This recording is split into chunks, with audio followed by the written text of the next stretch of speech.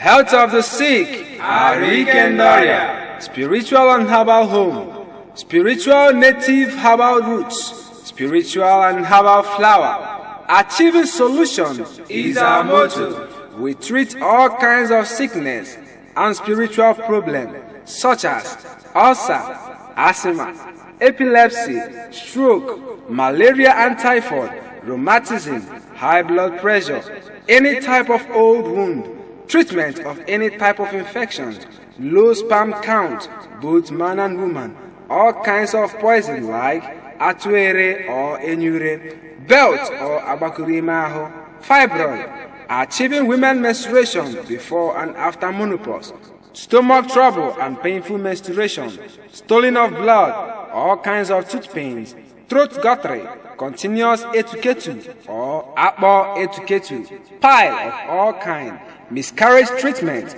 all spiritual problems such as progress in business, all kinds of madness, achieving your husband, movement of objects in the body, constant headache, stopping of bad dreams. You can contact Health of the Sick on these numbers 080-332-59683 or 081-208-07244 or 070-898-93021. Protection, protection, protection. Protection from all kinds of poison such as pin, ntutu, abakurimahu, belt, atuere or enyure, matching of poison, constant headache, okerimbawisi, and etc. etc. Some of these treatments will be achieved within a week or 3 months. Health of the Sick, Arikendoria.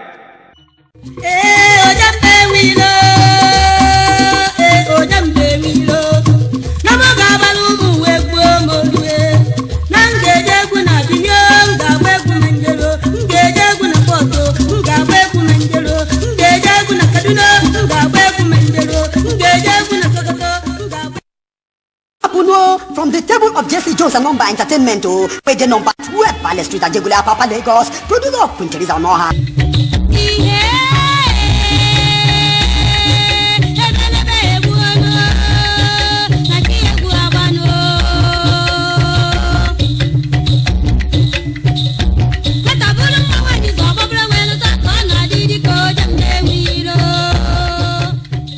Please say produced by the Ududo.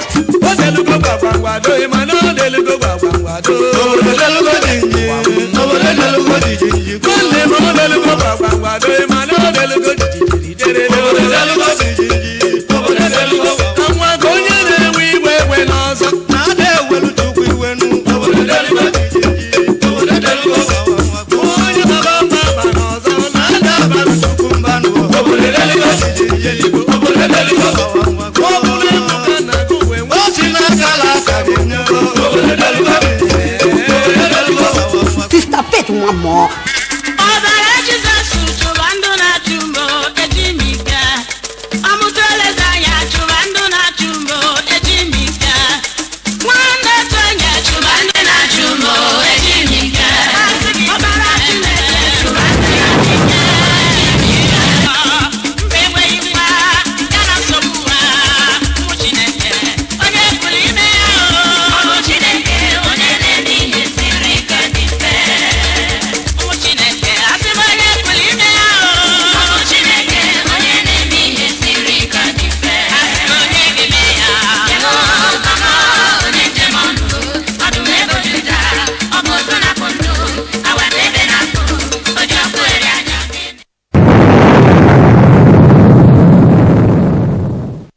Madam Lada, follow the ladder to heaven. Hey, I go follow the ladder to heaven, Sebo.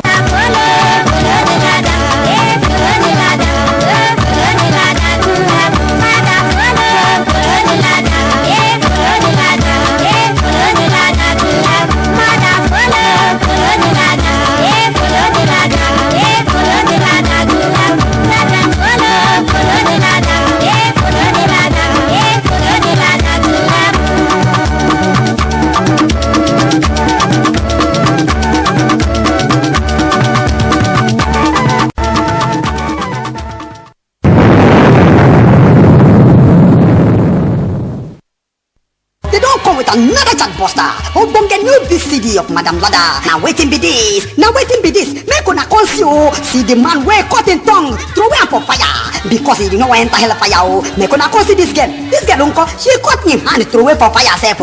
Hey, this one na trouble Trouble tie rapper for this VCD Nah true now. Instead my hand go put me for inside fire. I go put her throw away for fire first. Yes, my brother, my sister. This one they come out from Jesse Jones and number. In the Selamo. And if I want to package on a home video CD, make on a bringer. We go shoot her for owner. Edit her for owner. We go on deliver the master to owner. It's all about owner. Now Jesse Jones and number. And they pass this message to owner. Health of the sick, Ari Kendaria. Spiritual and herbal home. Spiritual native herbal roots. Spiritual and herbal flower. Achieving solution is our motto. We treat all kinds of sickness and spiritual problems such as ulcer, asthma, epilepsy, stroke, malaria and typhoid, rheumatism, high blood pressure, any type of old wound, treatment of any type of infection, low sperm count, both man and woman, all kinds of poison like atuere or enyure, belt or abakurimaho, fibroid, achieving women menstruation before and after menopause, stomach trouble and painful menstruation, stoling of blood, all kinds of tooth pains, throat guttering, continuous etuketu or akbo etuketu, pile of all kinds, miscarriage treatment, all spiritual problems such as progress in business, all kinds of madness, achieving your husband, movement of objects in the body, constant headache, stopping of bad dreams. You can contact Health of the Sick on these numbers 080-332-596-83 or 081-208-07244 or 070-898-93021. Protection from all kinds of poison such as pin, ntoto, abakurimahu, belt, atuere or enyure, matching of poison, constant headache, okerimbawisi, and etc. Some of these treatments will be achieved within a week or 3 months. Health of the Sick, Ari Kendaria. Ana motabo mu wado hadiano liyango la kaliamu. Ne kwena jawa ne tobi budi yan foto la kaliadia.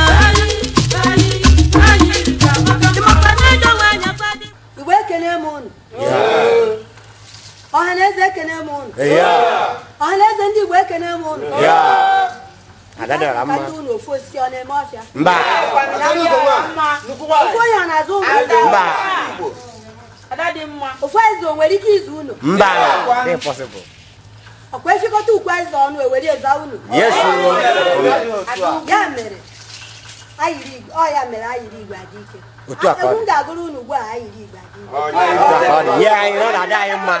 Yeah, you know we don't have time. Thank you.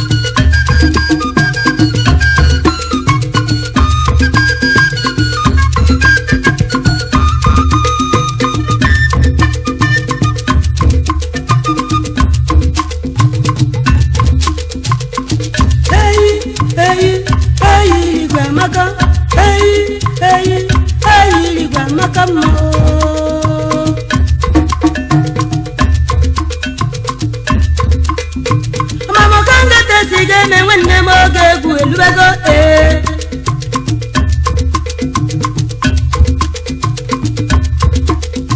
mama kangete sigeme nwanne m oge egwu elubego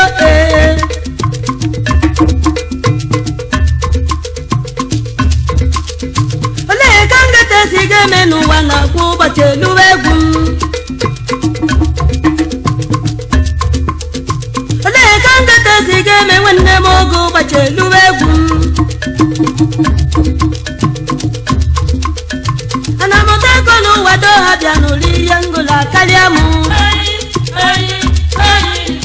anamụta ego n'ụwa do ha bịa n'ụlọ ihe ngụla karịa m nekwe na ajọ nwaanyị chọrọ igbu di ya mfe ọtụla karịa di ya ịmakwa na ajọ nwaanyị kwado igbu di ya mfe ọtụla karịa di ya ịmakwa na ajọ nwaanyị igbuje di ya na ọkwalụ nkufe gaba aba mmakwa egbe ganga m egbe mmadụ egbe ganga m egbe mmụọ mmakwa na ajọ nwaanyị ajọka njọ maka ife ọfụlụ ọkọlụ di ya mmakwa na ajọ nwaanyị akwado igbu di ya ife ọfụlụ ọkọlụ di ya dotakwa na ajọ nwaanyị ajọka njọ na ajọ nwaanyị ajọka ekwuru na ajọ nwaanyị agbụzie di ya na ọkpalụ nkufe gaba ọnịcha mmakwa na ahịrị